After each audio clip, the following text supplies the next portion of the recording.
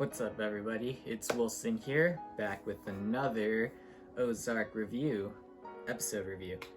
Gonna be going over Season 3, Episode 6, titled Casa Es Mi Casa. Gonna run through some highlights, some key points of the episode, and basically just go through what each character did. Alright, starting off with Marty Byrd. Good old Marty Byrd.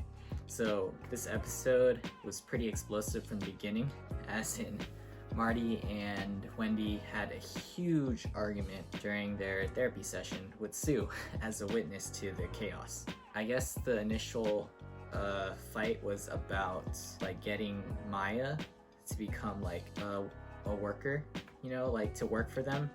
But I guess they didn't give Sue like the context of them being in a drug cartel trying to get an FBI agent to join them, which sounds really bizarre. But then all hell broke loose and Sue, she just like let it out, exposed both of them for like bribing her to like be on their side. And then that escalated the fight even more. Some points about Marty that Wendy said about him was that he's arrogant, thinking that he could just convert an FBI agent. He is insane for like recording her phone conversation with Navarro. She thinks he's jealous with no balls. He's like ungrateful for like the things that Wendy does to like benefit the family. That's from her perspective. And from the opposition, Marty thinks that Wendy is just super reckless now. She's just like trying to be a big shot. She's getting way in too deep with Navarro, which is super risky for the family. She thinks that she is guilty of like asking for a hit on Cade Langmore, which is Ruth's dad. So that like was like a low blow right there. And then he thinks that she's power hungry, and he doesn't even like recognize her anymore because she's changed. She's become this like big shot. But yeah, so what I got from both of them is that they're trying to do what's best for the family, but they're lacking so much communication, so it's like such a hell, like loophole in hell for them. And I know they want bright futures, but they're just not seeing eye to eye. Moreover, into Marty, so after that fight, Wendy basically kicked him out of the house, so he's like living in a motel, like motel suite where Maya is, like the same complex where the FBI agent Maya. And he visits Maya and she wants him to sign the deal to confirm that he's working with the FBI to take down Navarro, but Marty doesn't trust Maya, so he doesn't want to sign it. Plus, I don't even think Wendy knows like what's going on about that part, about Marty trying to cover his ass from Navarro by signing with the FBI. And then by the end of that situation at being the motel, he noticed that he's being followed by like a black SUV. I originally suspected that it could be Navarro just watching him, especially because Navarro wants him to try to reel in the FBI agent, Agent Miller. Little does he know that Helen warns him, saying that it's not them. So he's like kind of scared, and then Helen basically brings him home safely. He has to go back home, spend time with the family, make sure everyone's doing okay. And in that point, they're just kind of reminiscing, him and Wendy, knowing that the kids are growing up pretty fast. They're just very matured. Now they know that the 3 SUVs left, I guess, and went to Chicago.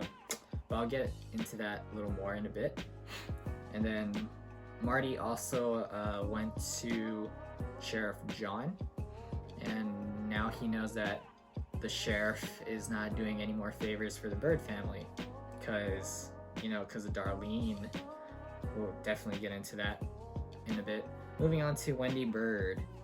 So I guess her, like Wendy and Helen, are kind of like not meeting eye to eye because of Erin, Helen's daughter, which is such a bratty kid who wants to do some crazy stuff with Tommy. Why Tommy, right? And I guess that's kind of ruining their friendship a little, like it's slipping, but I don't think it's that big of a deal. Wendy's also trying to create like a foundation with the help of Jim, who is from the previous season, and this is gonna be like a legitimate foundation, like charitable foundation to just raise money for good causes. So that's pretty cool of Wendy to think about that, because she wants to do good with like her power, what she has. Wendy also had a concern about Ben, her brother, because it's been revealed that he's very emotional and he actually is bipolar. So he's been taking meds like this whole time, which is why it seems like he's very sane and cool. But now we know that he hasn't been taking it, so it's getting pretty risky, especially because he's seeing Ruth at the moment. Like, they built like a relationship. It's like a lot more intimate now. So Wendy does tell Ruth about it and hopes that Ruth can get him back on track with the medication. But at least Wendy like talked to Ruth as a friend and wasn't like saying things like, I don't want you seeing him anymore, you know, like not completely like blocking it off the relationship. So that's pretty cool of Wendy. Let's just move on to the children, Charlotte and Jonah. So Charlotte is just, she's like a lot more mature now, definitely. I could say that. She's looking out for Aaron, but Aaron won't leave Tommy like alone. She's trying to like mess around with him, even though Tommy's working with the FBI. He's working with Trevor specifically. But yeah, Charlotte is just so fed up with Tommy's BS, and there was like a scene where Tommy's just drunk and flailing around a gun. He's like messing with Jonah, like picking on Jonah. Jonah like shows off and actually shoots 3 glasses of bottles of beer with a 9mm, so that was pretty cool.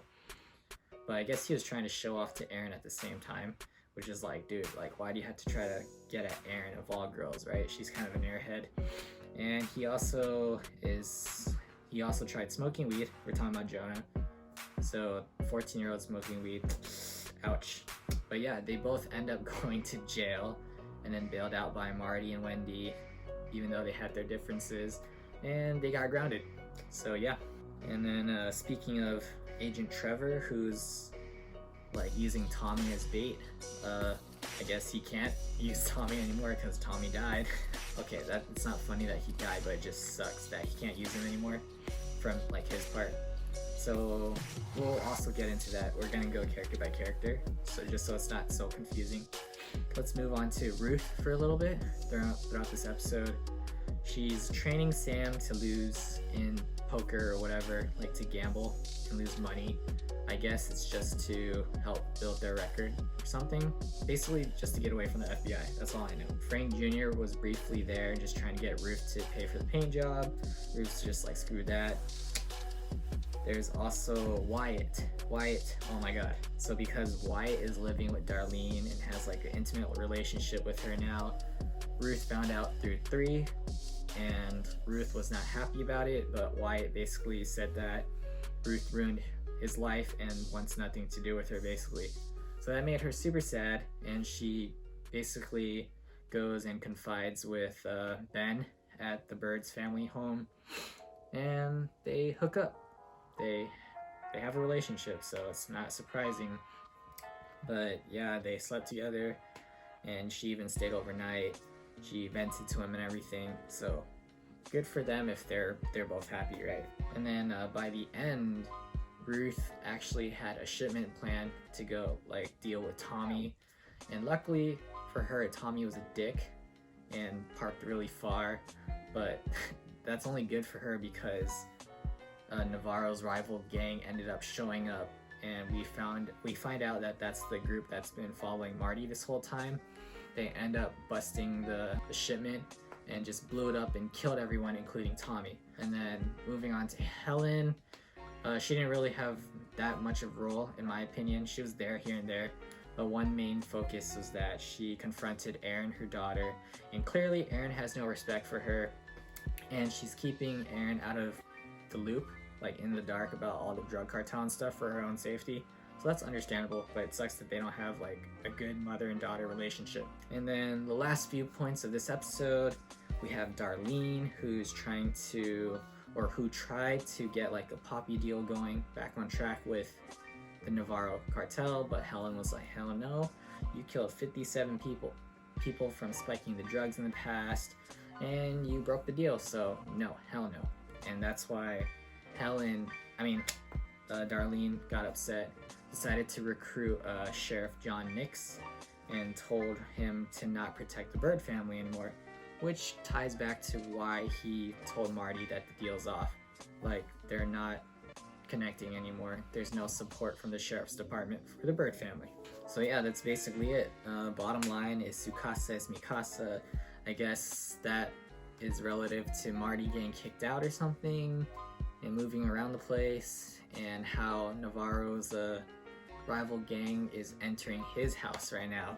Like, they think it's theirs to take over. They're just destroying everything of Navarro's, killing his men, ruining his shipment, products and all that. Yeah, they're just ruining Navarro's operation. Even though those guys that they killed were from the KC mob, it's still affecting Navarro's business.